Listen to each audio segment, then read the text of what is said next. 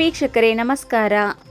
ದೂರದೃಷ್ಟಿ ಜನಪರ ಬಜೆಟ್ ಮಂಡಿಸಿದ ಮುಖ್ಯಮಂತ್ರಿಗಳಿಗೆ ಅಭಿನಂದನೆ ಸಲ್ಲಿಸಿದ ಶಾಸಕ ಆರ್.ವಿ. ದೇಶಪಾಂಡೆ.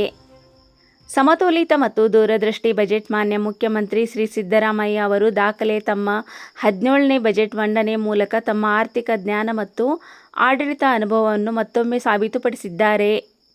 ಈ ಬಜೆಟ್ ದೂರದೃಷ್ಟಿಯೊಂದಿಗೆ ರೂಪುಗೊಂಡಿದ್ದು, ಆರ್ಥಿಕ ಶಿಸ್ತನ್ನು ಕಾಯ್ದುಕೊಂಡು ರಾಜ್ಯದ ಎಲ್ಲ ವರ್ಗದ ಜನರು, ಎಲ್ಲ ಪ್ರದೇಶಗಳನ್ನು ಹಾಗೂ ವಿವಿಧ ಕ್ಷೇತ್ರಗಳ ಸಮಗ್ರ ಅಭಿವೃದ್ಧಿಯನ್ನು ಗಮನದಲ್ಲಿಟ್ಟುಕೊಂಡು ಮಂಡಿಸಲಾಗಿದೆ.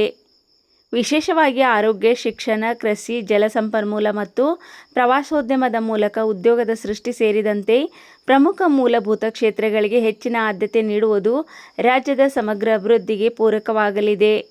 ಬಜೆಟ್ನಲ್ಲಿ ಮುಖ್ಯವಾಗಿ ಉತ್ತರ ಕನ್ನಡ ಜಿಲ್ಲೆಯ ಕಾರವಾರದಲ್ಲಿ ಸೂಪರ್ ಸ್ಪೆಷಾಲಿಟಿ ಆಸ್ಪತ್ರೆ ನಿರ್ಮಾಣಕ್ಕೆ 100 ಕೋಟಿ ರೂಪಾಯಿ ಅನುದಾನ ಮೀಸಲಿಟ್ಟಿದ್ದು, ಉತ್ತರ ಕನ್ನಡ ಜಿಲ್ಲೆಯ ಜನತೆಯ ಬಹುದಿನದ ಕನಸು ನನಸಾಗಿದೆ. ಜೊತೆಗೆ ಮಾಜಿ ಕುಸ್ತಿಪಟುಗಳಿಗೆ ಮಾಶಾಸನವನ್ನು ಹೆಚ್ಚಿಸಿದ್ದು, ಅವರ ಜೀವನೋಪಾಯಕ್ಕಾಗಿ ಸಹಾಯವಾಗಲಿದೆ.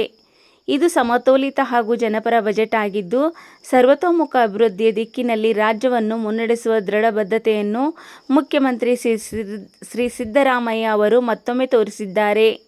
ಈ ಜನಪರ ಮತ್ತು ಅಭಿವೃದ್ಧಿಮುಖಿ ಬಜೆಟ್ ಮಂಡಿಸಿರುವ ಮುಖ್ಯಮಂತ್ರಿ ಶ್ರೀ ಸಿದ್ದರಾಮಯ್ಯ ಅವರಿಗೆ ಹೃತ್ಪೂರ್ವಕ ಅಭಿನಂದನೆಗಳನ್ನು ಸಲ್ಲಿಸಿದ ಶಾಸಕ ಆರ್.ವಿ. ದೇಶಪಾಂಡೆ, ಹಳೆಯ ದಾಂಡೇಲಿ ಜೋಡ ವಿಧಾನಸಭಾ ಕ್ಷೇತ್ರ.